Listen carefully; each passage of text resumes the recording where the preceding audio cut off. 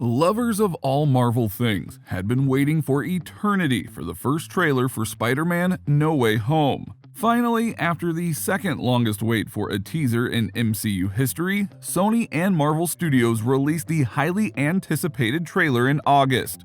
Amidst all the excitement and fanfare, you may have missed some Easter eggs. So here is Spider-Man No Way Home secrets that you missed. Number 10. Tribute to Ditko. The Spider-Man No Way Home trailer begins with a nod toward Peter Parker's very creation in the pages of Marvel Comics. Behind Parker, Spidey, and MJ street art reading Ditko can be spotted, a neat homage to Steve Ditko, who devised the character alongside Stan Lee. It's a grounding moment before the craziness begins. Number 9. Spider-Man and his Spider Minions. In the first shot, we see Peter and MJ relaxing on the top of their high school.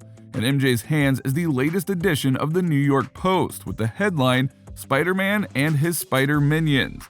Now that phrase comes off as a deliberate callback to Spider-Man and his Amazing Friends, a very popular 1980s cartoon in which Spidey teamed up with mutants Iceman and Firestar. Together they dubbed themselves the Spider Friends as opposed to the Spider Minions. Underscoring that Spider Friends callback, we can just make out caricatures of Peter in his Spidey costume unmasked, along with MJ and Peter's best friend Ned. Now this is the teaser trailer's first indication that Mysterio revealing Peter's secret identity has also placed the spotlight onto his friends and family too. Given that Peter is accused of murdering Mysterio at the end of Spider-Man Far From Home, it's likely that MJ, Ned, and even Happy Hogan and Aunt May have been accused of being Peter's accomplices. Indeed, we see various shots of them either in what appears to be a police interrogation room, or in Happy's case, surrounded by armed SWAT forces. Number 8. The DODC. When Peter is under interrogation, he is asked about the death of Mysterio and the use of the Stark drones in the event. The man who is asking the questions has a jacket with the letters DODC. This shows that this interrogator is working for the Department of Damage Control, first seen in Spider-Man Homecoming. The DODC is the government organization funded by Tony Stark to clean up after a superhero event leaves a trail of destruction. And it would make sense that the DODC would have a department monitoring and tracking down superheroes who have acted against the Sokovia Accords. Peter being framed for the murder of Mysterio in London would lead to some questions for the teenage hero. Number 7. Peter's crazy life. To highlight how crazy Peter Parker's life has become since the dramatic Spider-Man Far From Home mid-credits, the trailer shows him walking into Midtown High through a throng of protesters who aren't exactly on board with the friendly neighborhood bit of Spider-Man's gimmick. The close-up of Peter and MJ holding hands reaffirms the couple are sticking together, but the web is obviously closing in on Spidey's loved ones. Over here you could also catch some of the signs reading, "He's a menace," which of course is Jonah's slur against Spider-Man. Another and more prominent one reads, "Devil in disguise." Now that might be a bit of a foreshadowing, considering what the teaser trailer then reveals later. One thing to note here is that Flash has bleached his hair blonde. Now while Flash in the MCU is of East Indian descent, this new dye job is a callback to the original comics, which depicts Flash as a blonde. We also see a shot of Betty Brant standing in front of a camera, no doubt reporting on Spider-Man's return to class. We also see footage of her reporting on the Midtown High TV monitors as Peter makes his way through other students armed with smartphones. It is also very clear that Betty can't contain her excitement over the fact that the best friend of her ex-boyfriend is a real-life superhero, even as said superhero doesn't look all that happy. Number 6. The Supreme Sorcerer. The trailer takes a turn from the daunting and stressful identity crisis to a dark and creepily whimsical scene, featuring the Sorcerer Supreme himself. Peter looks to the mystical to solve his identity problems, and asks Doctor Strange point blank if there is any way to reverse Mysterio revealing his identity. When asking Strange if he would do him a favor, the Doctor asks Peter to drop the formalities and call him by his first name. He instead suggests that because they saved half the universe together, they are way past Sir. Now this is a charming back and forth that calls back to these two having a great dynamic alongside Tony Stark and Avengers Infinity War. Number 5. The Eye of Agamotto. The Eye of Agamotto is actually the time stone in the MCU, which is something that Strange wears and uses in 2016's Doctor Strange. However, he sacrifices the Time Stone to Thanos in Infinity War, and all of the Infinity Stones are later returned to their own timelines at the end of Endgame.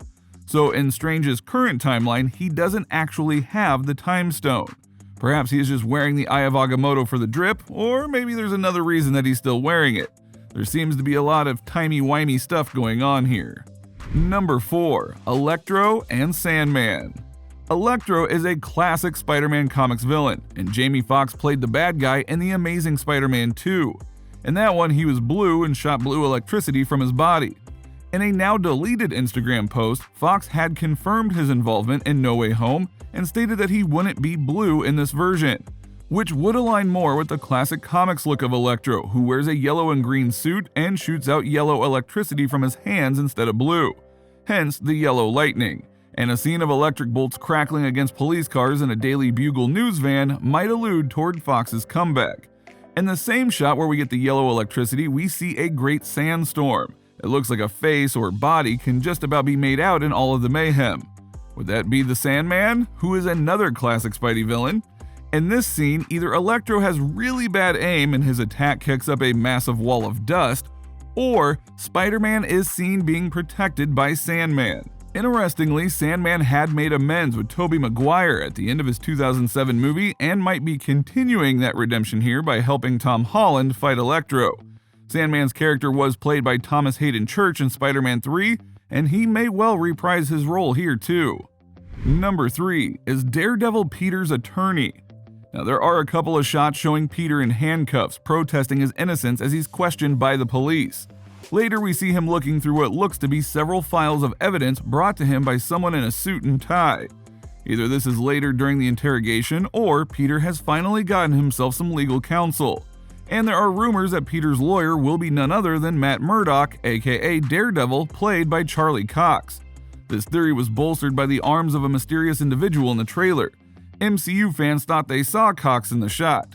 Now, Charlie Cox has opened up about the crazy fan theory regarding his appearance in Spider-Man No Way Home. While speaking to a YouTube channel, Cox said rather vaguely, "I wouldn't want to ruin something either way." Do you know what I mean? So it makes me a little anxious in that regard because it's a difficult thing to talk about. You all know I would say, I guess everyone, myself included, is just gonna have to wait and see what happens. Number 2, the Green Goblin. Now while we don't get official confirmation of Willem Dafoe's return as Green Goblin, this one seems to be a pretty dead cert. Featuring in the trailer is a pumpkin bomb with the exact same design as those seen in the Tobey Maguire Spider-Man trilogy, where Dafoe played the Goblin, aka Norman Osborn. When the pumpkin bomb appears in the trailer, a famous cackling laugh can be heard, and it sounds exactly like Dafoe's Green Goblin laugh. All of these villains could be setting up this Sinister Six, a team of villains in the comics who work together against Spidey. Sony has long wanted a Sinister Six movie. Number 1, Dr. Octopus. Now, we might not see Jamie Foxx or Thomas Hayden Church, but the Spider-Man No Way Home trailer does reveal Alfred Molina's Dr. Octopus in his full glory. The costume and arms are consistent with Spider-Man 2's design, and the "Hello Peter" line proves that Doc Ock knows the man behind Spider-Man's mask personally. Despite being the trailer's final sting, Otto Octavius is absent from every other scene, suggesting that he is not the main villain. Instead, Spider-Man No Way Home is essentially a Sinister Six movie with Doc Ock, Green Goblin, Electro, and more teaming up to ruin Peter Parker's life, even if it's not their Peter Parker.